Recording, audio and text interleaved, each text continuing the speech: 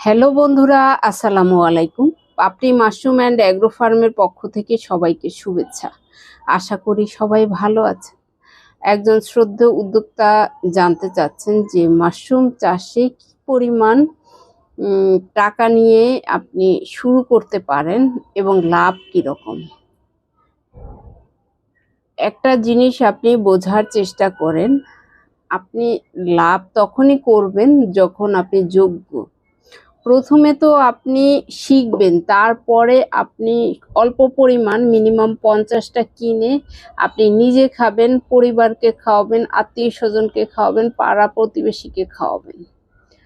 তারপরে আপনি ধীরে ধীরে চেষ্টা করবেন, পরে আবার 100 নিয়ে চেষ্টা করবেন আশেপাশে সবজির দোকান, চপের দোকান, এভাবে আস্তে আস্তে আপনাকে পরিধি বাড়াতে হবে এবং মানুষকে জানাতে হবে যে আপনি মাশরুম চাষ করছেন।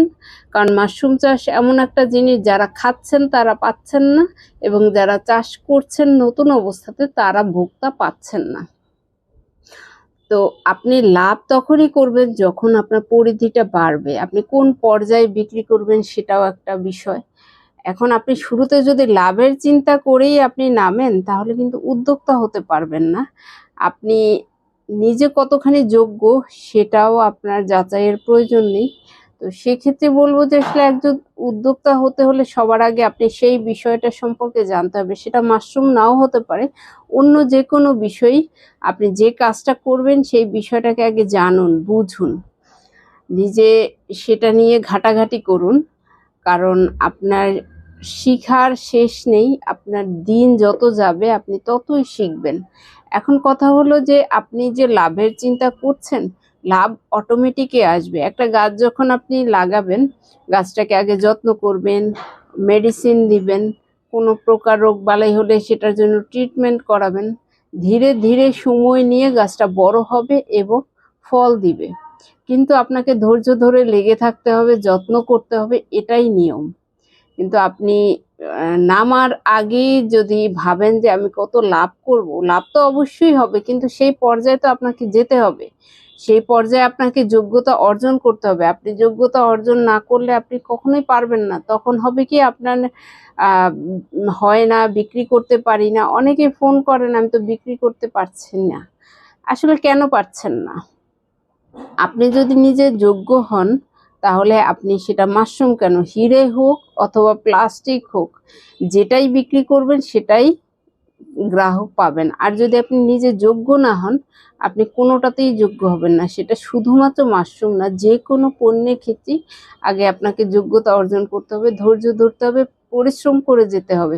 পরিশ্রমের কোনো বিকল্প নেই, কিন্তু কোনো কিছুই খুব সহজেই অর্জন করা যায় না, সেটার পিছনে অনেক শ্রম দিতে হয়।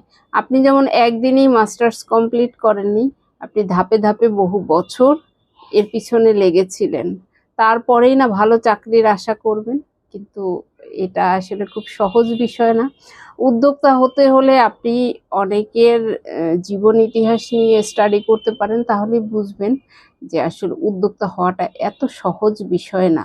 চাইলেন আর হয়ে গেলেন, বা অনেকেই মনে করে থাকতে পারেন যে আমি বসলাম আর বসে বসেই হয়ে গেল। না, এই জায়গাটা আমাকেও অর্জন করতে অনেকটাই শ্রম দিতে হয়েছে, অনেক ধৈর্য ধরতে হয়েছে। প্রত্যেকটা ক্ষেত্রেই সফলতা তখন আসবে যখন আপনি অধিক পরিমাণ শ্রম দিবেন, অধিক পরিমাণ ধৈর্য ধরবেন, সাহস নিয়ে এগিয়ে যাবেন। চলার পথে ঝড় তুফান আসবেই, আঁকা বাঁকা রাস্তা আসবেই, কিন্তু ঘাবড়ে গেলে চলবে না। সামনের দিকে এগিয়ে যেতে হবে, সেই মনোবল নিয়েই উদ্যোক্তা হতে হয়। এখন আপনি আসলে বুঝতে পারছেন বিষয়টা। তবে আপনি যেটুকুন ইনভেস্ট করবেন, চেষ্টা করবেন সেটা বিক্রির পর্যায়ে, যাতে স্যাম্পল নিয়ে বিভিন্ন চপের দোকান বা বিভিন্ন সবজির দোকানে গেলে আপনি আপনার চেষ্টাটা যেই লেভেলে থাকবে, আপনি ফলাফল সেই লেভেলেরই পাবেন। আশা করি ভিডিওটি দেখে উপকৃত হবেন। ভালো থাকুন, সুস্থ থাকুন এবং নিজ ঘরে ঘরে মাশরুম চাষ করে নিজের পুষ্টি চাহিদা মিটিয়ে তুলুন। ভালো থাকুন। আল্লাহ হাফেজ।